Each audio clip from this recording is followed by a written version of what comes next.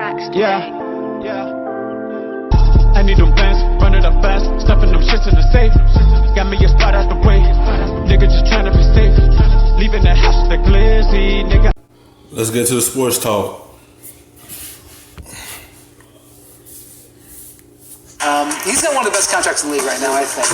Royce, you think it's smart to extend Tucker right now if he wants? I don't know that it's necessarily smart, Ryan. He's 34 years old. And, I think it's one of those things where he quite understands the business of the NBA and that it's better to lock up long-term money now for him going forward. And look, in a lot of ways, he's earned it with the Rockets. He's one of their most important players. He's performed spectacularly well in the postseason. So you can understand it from his perspective, from the Rockets' perspective, especially with kind of maybe an uncertain future roster situation for them and the way that they felt about luxury tax implications. They've got two extremely high-paid players at the top of that roster. I can see it. He probably feel like I defend the great players in the playoffs. These little few years, I play good defense and contribute real well, and I feel like I deserve extension. I get the age, I get he's 34. He just felt like he deserved it because he feel like he one of the key players on his team, like for his defenses wise, and he just feel like he need that extension because he feel like he put the work in and deserve it. Daryl Morey and Tim side. What would you do if you were in the front office and you had this on your plate? Well, the first thing I would do is guarantee his contract for 2020-21. He's owed 7.9, 2.6 is guaranteed. Similar to what Lou Williams happened with Lou Williams this previous year.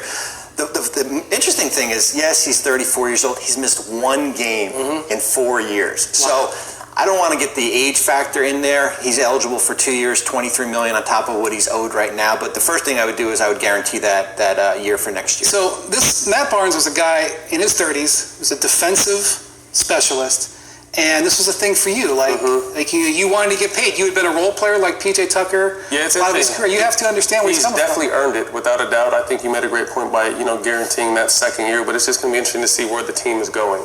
I think they need a little bit of time to see what this team is, but he's been an integral part the last handful of years. But normally, guys like myself, like PJ Tucker, like only superstars can kind of make those demands. Role players, and he's a very solid role player, probably the best in the game. But role players can't make those kind of calls. So hopefully he gets his money, but I don't know if he will. Speaking of self, he just felt like he played good enough, and he feel like he have the right to ask for extension. Because he want to stay in Houston. He like where he at. He like the position he in. He part of a good team. He felt like they could do more. They just extend him. And he continue defending the good players this upcoming season. He felt like he deserved the money because what he do on the court so much. And he just feel like I deserve more money out of it. Because I put the work in and deserve extension to be here. And he like being in Houston. Now they got another good player to come along with it, and he just felt like I'm here. I put the work in every game that we play, every playoff I play well, and I deserve my extension. role players. Let's go on to a defensive veteran and ace, Iguodala. He's still a Memphis Grizzly, and it's no secret that several playoff-bound teams have interest in adding him to their roster. So, Bobby, Memphis has some options with a trade or buyout here. What do you think they should do with Iguodala at this point? Well, right now I wouldn't do anything, right? Because he's owed $17.2 million. We're still in the end of August, but I think when we get to training camp, which is at the end of September, I think there's going to have to be the buyout route. I don't see a trade materialize. It's a big number. It's $17.2 million. You have to get within, $5 million. Remember, a lot of the free agents who signed cannot be traded until December 15th. So almost half the league is if you're the Clippers or the Lakers trying to cobble together a deal, the Lakers can't do it just based on all the players. But I think if you can try to get him to take maybe $5 million off of that number, he'll be earned 2.6 with a new team. Maybe that's the direction that you go with. He's made $169 million in his career. So for him, it's based on, do I want to take a little bit of a haircut to go out and try to win another? He also could get a 2-year deal, right, with his new team, and maybe get some money on the back end. Yeah, either the Clippers or the Lakers can offer him a 2-year minimum contract, similar with Rajon Rondo signed with. So that's certainly maybe with a player option for next year. So that's definitely an option to go. But I don't see anything right now. I don't think they're rushed, but there is probably a little bit of a 4-week window to try to get something done. Matt, if you were in Iguodala's shoes and you would potentially have to leave some money on the table with your last big paycheck to go play for a contender, would you? I've left money on the table before. Now I'm thinking like, why? Nothing. But Iggy's a very smart guy. I know that we all are probably in agreement he'll never probably end up playing with the Grizzlies. But I would explore my options, knowing that what can I get if I do go forward. But I know him either going to the Lakers or the Clippers is a huge deal for those guys.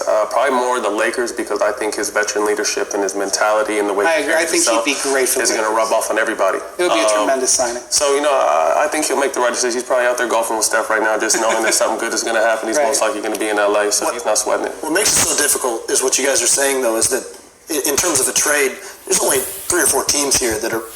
He probably gonna do a buyout, his contract, and try to go to a contending team so he can at least get a couple more rings somewhere else. Most likely he probably end up in LA playing with LeBron and them. Like, they got to wait to see what they're going to do, like what Memphis want to do, or what Iguodala want to do. Like, he do want to do a buyout. They most likely going to do a buyout, though, of his contract, so he can go get another deal. He probably get, like they said, he probably get like another 2-year deal with another team. A little less, a little money, but he had the money he made already with him. And it's just like you got to wait to see what he's going to do. Really in the conversation for Andre Iguodala. So in order to put together some sort of trade opportunity, it's almost virtually impossible. He doesn't want to get traded. He wants to get buyouts, so he has a free agent. And what Memphis got from Golden State, they got $2 million in cash and a future first round. It's almost like they're playing with house money right now. True. So how much more do you want to extract from another team? Which is probably why eventually it'll get worked out. Thanks for watching ESPN on YouTube. For more sports highlights and analysis, be sure to download